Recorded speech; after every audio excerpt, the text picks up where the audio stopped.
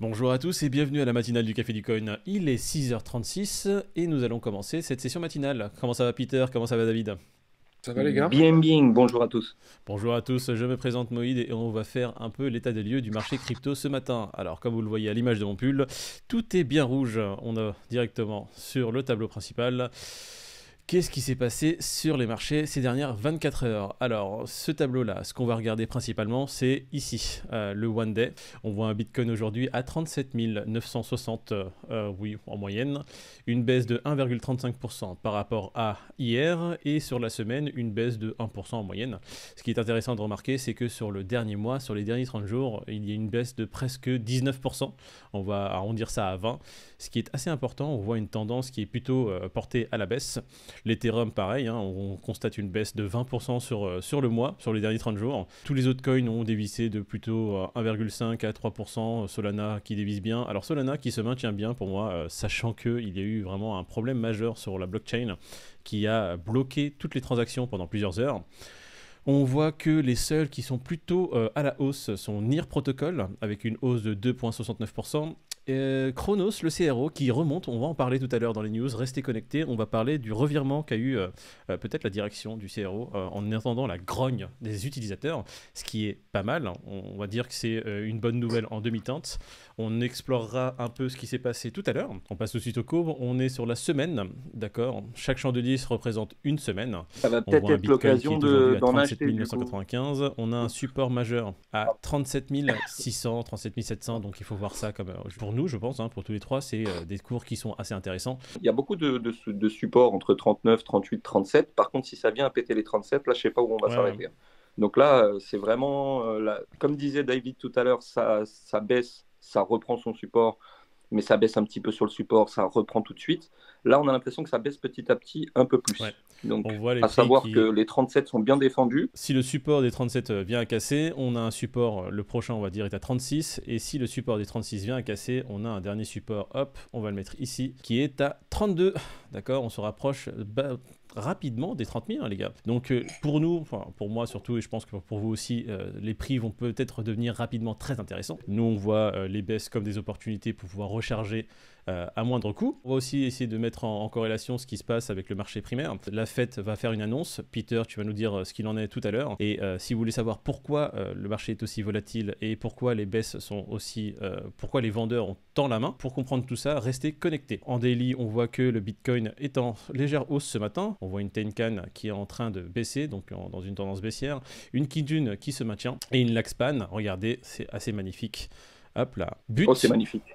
Sur le support. sur le support, on a... Oh Pile là là, poil. c'est vraiment magnifique. Franchement, c'est beau. On voit une Laxpan qui arrive au support des 37, hop, qui remonte, hop, et Elle qui est pas revient et qui magnifique. rebondit. Hop là, ici. Et donc, ce qui fait que les prix, pareil, hein, suivent un peu la tendance. Ils rebondissent sur ce support des 37 qui fait vraiment son travail. L'Ethereum, pareil. On a ici un support sur lequel les prix butent à 2780. La Laxpan qui arrive sur le support, qui rebondit. Les prix, pareil, qui arrivent sur le support. On a les vendeurs qui arrivent à quand même, on va dire, dépasser, casser un peu les supports. Mais on a les acheteurs qui sont là pour reprendre la main. Les vendeurs et les acheteurs sont toujours dans une bataille bien rangée. En tendance semaine, voilà ce que ça donne.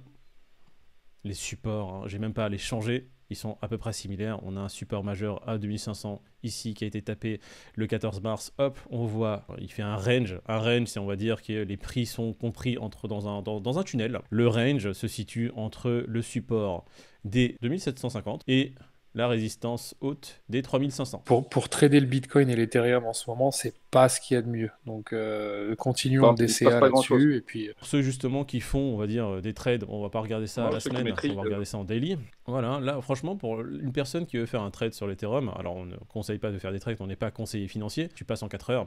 En 4 heures, ouais. tu vois un peu plus, hein. On a le support ici qui fait bien son travail. Bon, le support est un peu plus bas, hop, on prend ça. On met un support plutôt ici, hop, 2772.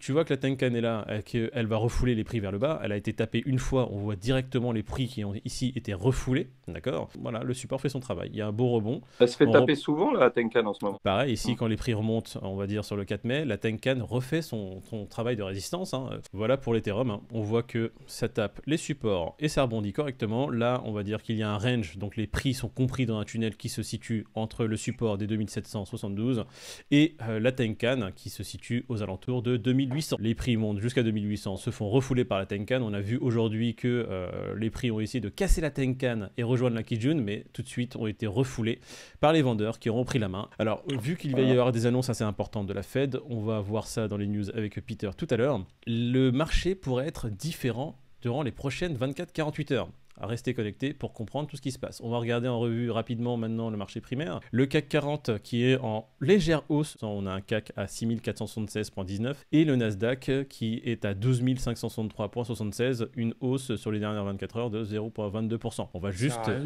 regarder le marché et s'adapter. D'accord. Il ne faut pas paniquer s'il y a des baisses, d'accord. Il faut avoir un mindset qui soit plutôt malin. S'il y a une baisse, c'est une opportunité à voir sur quel marché, sur quel produit on veut rentrer. Et quand le marché reprend des couleurs de façon normale, on fait des profits, messieurs. Nous, je sais que je suis dans une période où justement ça peut bouger très rapidement et je sais que ça va être dans ces périodes-là d'incertitude qu'il peut se passer quelque chose. Et j'ai pas du tout envie de le louper. Tout à fait. Je suis positionné.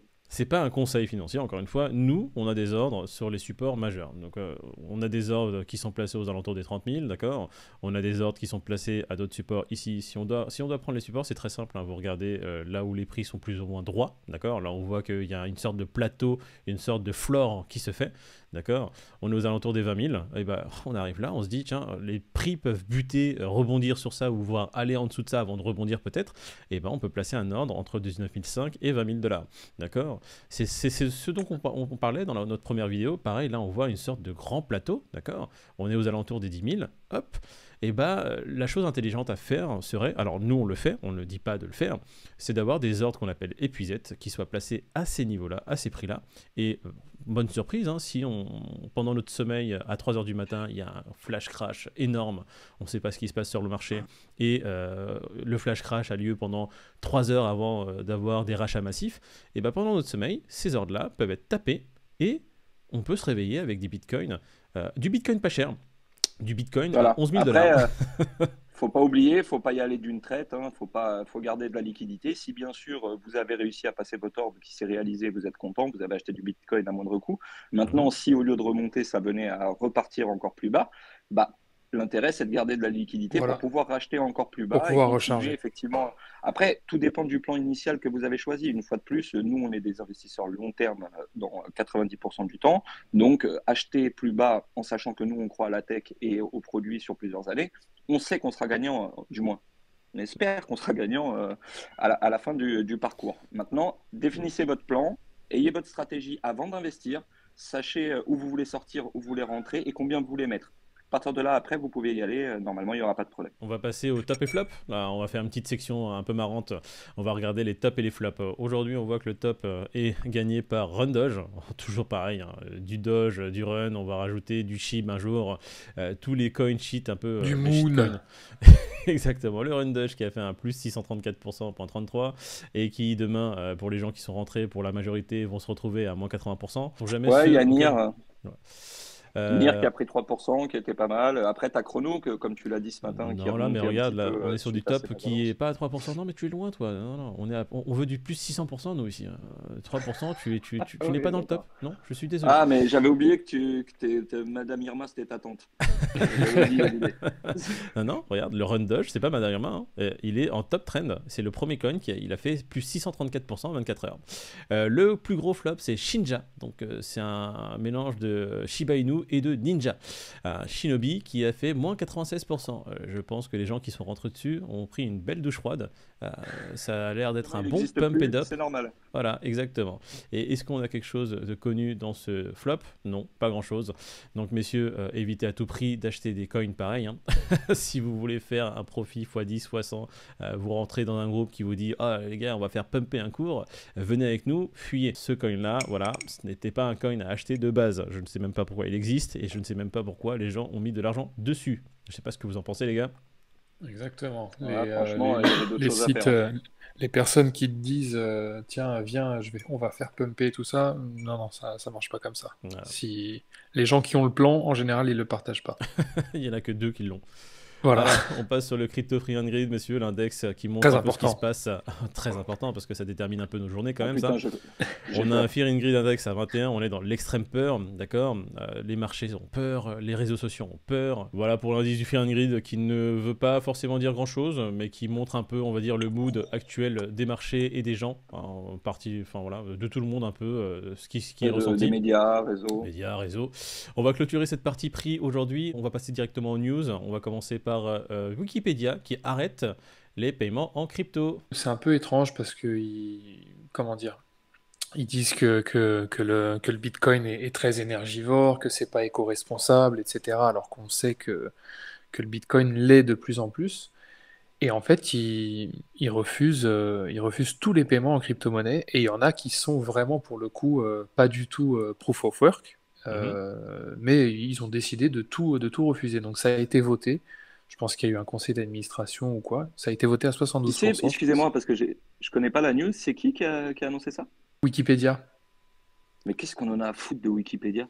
En fait, en gros, Ils veulent plus la crypto? ouais, ils Mais veulent c'est plus. eux qui vont perdre, hein. C'est eux que ça va desservir, c'est pas les Exactement. utilisateurs. C'est très bizarre parce que tu as beaucoup de cryptos qui sont en proof of stake, donc du coup qui sont beaucoup moins énergivores que le proof of work, mais Wikipédia, bah, manifestement, ne veut rien savoir.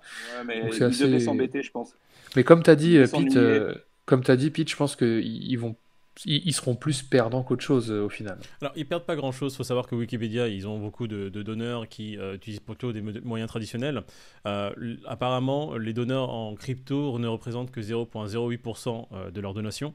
Ouais. Par exemple, l'année dernière, ils n'ont eu que 347 donneurs en crypto. Ils acceptent. Alors, ce qui est intéressant de voir, c'est que Wikipédia accepte la crypto depuis 2014, messieurs. Et le vote a eu lieu en commentaire. Apparemment, ils ont fait une demande directement en com, et c'est les commentaires des utilisateurs qui ont servi de vote. Et il n'y a pas eu beaucoup de voteurs, hein. Il y en a eu moins de 300. Et bon voilà, après, quand vous avez des activistes anti-crypto qui sont présents un peu sur toutes les plateformes et qui sont, eux, vraiment actifs, et bah, ils peuvent faire pencher la balance, hein. Si les autres ne votent Mais pas, si personne ne vote, et on a vraiment un pool extrêmement réduit de voteurs, ça donne des décisions qui sont pas forcément compréhensibles. Comme tu le dis, ouais, c'est David, assez C'est dommage. bizarre. comme il y a que à peine 300 voteurs, si je dis pas de bêtises, hein, après il faudra que vous me corrigerez dans les commentaires. Ouais, c'est S'il y ça, a c'est que à peu près 300 ça. personnes qui ont voté et c'est tous des activistes anti-Bitcoin, qu'est-ce que tu veux faire? Voilà. S'il n'y en a pas Ouais. d'autres qui se manifestent pour voter, bah, c'est une décision qui ne veut absolument rien dire. Alors, comme tu le dis, c'est toujours les mêmes revendications. C'est pas green, le Bitcoin est consommateur. Alors, j'aimerais bien un jour, si on a un expert qui nous suit et qui veut bien faire le travail, ou nous, on le fera, j'aimerais bien avoir side by side la consommation du monde crypto et la consommation du monde fiat. C'est vrai qu'on dit que l'empreinte carbone des crypto-monnaies est énorme, alors que je pense que plus de 50% des cryptos est maintenant green, donc fait via énergie renouvelable. J'avais bien savoir l'empreinte carbone de la Fiat pour mettre juste ça côte à côte et voir l'impact qu'ont ces deux billets. Voilà, pour faire vraiment un comparatif. L'écart est insignifiant de. Enfin, il me Oui. semble que ça a déjà été fait, ces rapports-là, que ce soit sur les Fiat ou sur plein d'autres choses courantes du quotidien. Mhm. Et il me semble que c'était insignifiant, quoi. Donc c'est un faux débat, c'est une fois de plus, c'est essayer de réduire la crypto-monnaie ou la blockchain à ça, quoi. Exactement. C'est Ça fait vraiment sincèrement, le je pain. pense que c'est un faux débat et que dans quelques années, on n'en sera plus là. Pour le futur, si on démocratise un peu plus, on va dire, le domaine crypto et blockchain, ça pourrait éviter une empreinte carbone monstrueuse sur d'autres domaines qui pourraient devenir crypto et effacer leur empreinte carbone. On va passer à une seconde news, messieurs. On va parler du métaverse. David, qu'est-ce que t'en penses? C'est deux news en une en fait. Mhm. J'ai l'impression qu'en ce moment, avec le metaverse, on est early comme en 2010-2011 concernant le Bitcoin. C'est vraiment le début, donc à voir. Moi, j'ai bon espoir par rapport au metaverse. Maintenant, déontologiquement parlant, est-ce que c'est bien ou pas? C'est pas la question. On a tendance à dire que quand on fait du télétravail à la maison devient le lieu de travail et ça peut être toxique. Alors que là, ça pourrait être une bonne alternative. entre guillemets, tu sors de chez toi sans sortir de chez toi, quoi. On voit que le métaverse maintenant commence à avoir plusieurs fonctions. Les gens commencent à l'utiliser et à en faire des outils en fait, hein. Là, ce qui est intéressant, c'est que là, j'ai mis cette news sur un campus universitaire et apparemment qui est en Chine. Il y avait le Japon aussi où il y a déjà eu une rentrée des classes dans le métaverse. Comme tu viens de le montrer, un campus universitaire, donc dans le même esprit. J'ai trouvé ça extrêmement intéressant. Les applications que pourra avoir le métaverse dans le futur sont multiples, sont énormes. Je crois même sont infinies. Tu crées un monde dans le monde. Donc, de chez toi, à un moment donné, tu pourras avoir des réunions de travail. Ça va commencer à se faire. Tu pourras aller à l'école. Donc, des gens qui sont... Alors, pour comprendre un peu l'impact que ça peut avoir, je vais juste donner une des applications qui pourrait être mise en avant. Tu te situes dans un pays du tiers-monde. Tu n'as pas accès aux routes. Tu ne peux pas te déplacer parce que l'école est trop loin. Grâce au métaverse, tu pourras peut-être suivre un campus universitaire. Tu pourras peut-être suivre les cours Harvard. Donc, je sais pas moi, du fin fond, Très bon on va dire, exemple. de l'Afrique du Sud, tu ne peux pas Ouais. te déplacer à Harvard. Le métaverse pourra te permettre de rentrer à Harvard si un jour Harvard décide de faire des classes dans le métaverse. C'est un très bon exemple. Ça permet une espèce d'égalité des chances et c'est vrai que c'est pas mal du tout, quoi. Donc dans les 10-15, je ne sais pas combien de temps ça prendra, mais une fois que ce mode sera démocratisé et qui sera disponible partout dans le monde, des classes dans le métaverse, dans un village même au fin fond de l'Asie où tu as des maisons en cahute, ça sera possible. Des gens là-bas, des enfants pourront avoir une éducation extrêmement poussée. Je suis vraiment confiant dans le futur à ce que l'être humain soit assez intelligent pour le faire. Et comme on le dit à chaque fois, on a peut-être aujourd'hui le génie qui est né, qui découvrira le vaccin contre, enfin le vaccin, le remède contre le cancer. Mais malheureusement, ce génie ne peut pas s'exprimer parce que il est dans une région du monde, parce qu'il n'a pas accès à l'éducation, il peut pas se développer. Et je pense que le métaverse pourrait aider à cela. Donc, c'est une des applications pour vous montrer la puissance que peut avoir cet outil. On va passer à la news suivante. On va parler rapidement maintenant de ce qui se passe dans le monde primaire, hein. La Fed qui va faire une annonce maintenant dans les heures qui arrivent. Pete, qu'est-ce qui se passe sur la Fed? Aujourd'hui, ouais. Voilà. Bah écoute, la Fed en réunion depuis hier pour annoncer la hausse des taux, hein, comme on le sait tous. Mhm. Donc normalement, ça sera ce soir et on attend effectivement le résultat de tout ça pour voir ce que ça peut impliquer dans le marché traditionnel. En gros, c'est pour lutter contre l'inflation, hein, qu'on soit clair, hein. Le C'est défi de ça. la Fed aujourd'hui, c'est calmer Essayer de mettre un l'inflation frein sans à l'inflation. ralentir La Fed va utiliser juste l'augmentation qu'elle fait généralement du taux d'intérêt, d'accord, pour essayer de justement ramener l'inflation à des supports, enfin à des niveaux qui sont assez corrects. Du Et coup, c'est important, on attend. ouais, mais il y a souvent une espèce de crainte avant chaque annonce. Après, ça fait souvent l'effet d'un pétard mouillé, donc bon, il faut quand même faire attention, mais faut pas non plus stresser outre mesure par Bah, rapport au... ça fait l'effet d'un pétard mouillé parce qu'au vu de l'inflation qui est record, clairement, on s'attend à ce que la hausse des taux soit punchy, si Oui. tu veux. Mhm. Maintenant, la Fed le fait de manière, tu vois, un petit peu détournée à base de 0,5, mais on s'attend tous à prendre un point et demi dans la gueule d'un coup, tu vois. Et Ouais, c'est ce c'est qui vrai. fait que ça peut vite faire la vraie nouvelle qui va peut-être créer quelque chose sur les marchés, quoi. Donc, c'est à surveiller. Il faut savoir aussi que là, on parle du marché américain, enfin de la Fed, de la banque américaine, mais il y a la même chose en Europe, hein.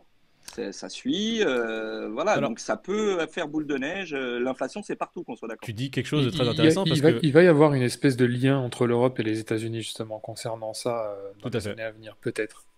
Bah, on le sait tous, hein, quand le marché américain met en place des dispositions et l'Europe suit généralement. Donc la hausse des taux d'intérêt aux États-Unis pourrait entraîner pareil, hein, une hausse des taux d'intérêt en Europe. Je pense même que c'est en discussion. On ne sait pas trop. C'est en On va pas... discussion. Jeudi, la Mhm. banque anglaise va annoncer son taux d'intérêt pareil. La Banque centrale européenne, pour le moment, elle n'a pas commencé, mais ça, c'est en pourparlers. Comme tu le dis, voilà, Mhm. c'est en cours, mais ça devrait suivre. Voilà. Donc pour expliquer un Soyons peu pourquoi attentifs. c'est aussi important pour les gens qui sont peut-être pas au courant de ces choses-là, une hausse des taux d'intérêt peut entraîner une forte volatilité sur les marchés, d'accord. Ça peut, enfin le plan de chaque personne peut être revu, donc les grosses institutions peuvent avoir un changement majeur dans leur stratégie.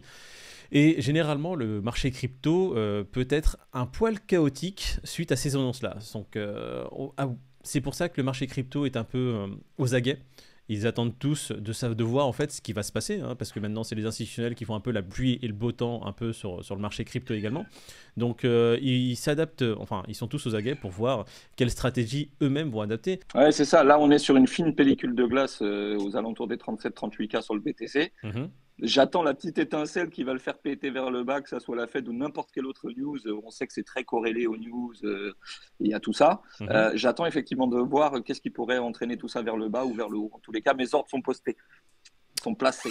Tout à fait. On va terminer ces news avec la dernière qui va être crypto.com encore une fois. Ça fait 3 jours d'affilée qu'on parle de crypto.com et de ce qui se passe chez eux. Il faut pour juste un bref résumé pour les personnes qui n'ont pas suivi les 2 derniers jours. Crypto.com a annoncé un changement majeur dans leur politique au niveau stacking et au niveau cashback sur leur carte bleue. Il faut savoir que si vous aviez une carte bleue chez eux, vous aviez un stacking assez intéressant.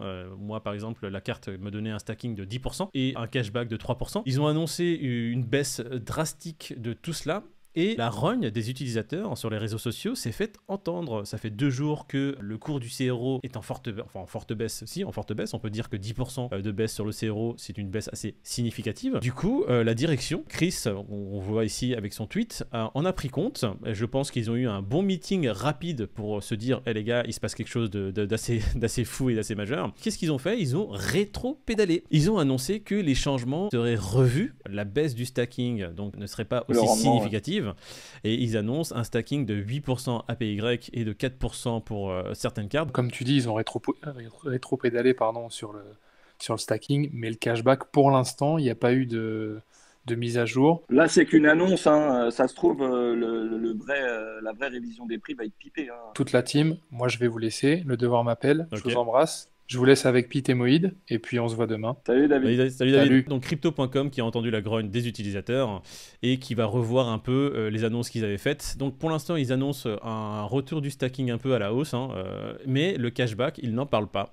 Donc ils essaient de justifier un peu ces changements par justement le fait que, en soi, les conditions ne peuvent pas rester les mêmes s'ils veulent un écosystème qui puisse perdurer dans le temps. À voir ce qui va se passer dans les jours qui arrivent, mais c'est assez drôle et c'est assez... plaisant de voir que grogner sur les réseaux sociaux et une communauté qui se soulève peut avoir un poids majeur. Effectivement, il y a dû avoir une sacrée réunion hier chez eux pour se dire attendez les gars, je crois qu'on a été un petit peu vite en besogne. Ouais. Faut qu'on revoie tout ça parce que sinon il va y avoir des manifestants au pied de l'immeuble. Alors bon, on va juste regarder. On va voir ce qu'a fait le CRO en délit rapidement. CRO, voilà, ils ont fait l'annonce et tu le vois. Hein. Hier, ils annoncent que les conditions allaient peut-être revenir à la normale. On va mettre ça en rouge pour que les gens puissent voir. Hein. Et on voit un marché qui a entendu et qui, on va dire, s'est dit bon écoute, on s'est fait entendre, on va arrêter un peu, le bain de sang et on voit le tarif, enfin le prix du CRO qui est remonté tranquillement. On va voir ce qu'ils vont nous annoncer dans les jours qui arrivent, s'ils estiment que c'est pas suffisant et qu'est-ce qu'ils vont faire pour le cashback. Moi j'aimerais bien qu'ils revoient un peu le cashback à la hausse parce que c'était la seule chose qui était intéressante pour moi en plus du stacking évidemment sur la carte bleue. Si le cashback n'est pas de retour sur on va dire à des pourcentages intéressants, je ne sais même pas si je vais continuer à utiliser leur carte et c'est juste sur du stacking. C'est le problème, c'est le problème. Ouais. Moi, je fais que du stacking. J'ai acheté du Crow, je le stack uniquement. J'ai pas pris de carte chez eux ni rien. Mais si les rendements du stacking sont plus les mêmes, il faut que je revoie ma stratégie. Pete, j'ai l'impression que cette journée est un peu en demi-teinte. On est en attente de tout. Qu'est-ce que tu en penses? Comme tu le dis, pour le moment, on est toujours dans le même range. Ça bouge pas des masses. On voit qu'on est plutôt sur le range bas que le range haut. On attend de voir ce qu'il en est. La Fed qui parle ce soir, d'autres annonces à venir. Voilà. Incertitude totale, on attend. On va se quitter sur ces mots. On se dit à demain pour un nouveau journal quotidien. Messieurs, dames qui nous suivez, bonjour à vous tous, bon café, bonne journée à tous. Et puis si vous voulez nous poser des questions, vous pouvez nous rejoindre directement sur nos réseaux, Café du Coin, @Café du Coin, sur Instagram pareil, @Café du Coin. Si vous avez des questions, posez-les en commentaire. N'hésitez pas à nous suivre, à mettre un petit like pour nous dire que le contenu vous plaît. Ça nous permet de voir un peu ce que vous souhaitez voir plus souvent et nous, ça nous permet d'orienter un peu nos chroniques. Et on se dit à demain. À demain. Ciao la communauté. À tous. Bonne journée.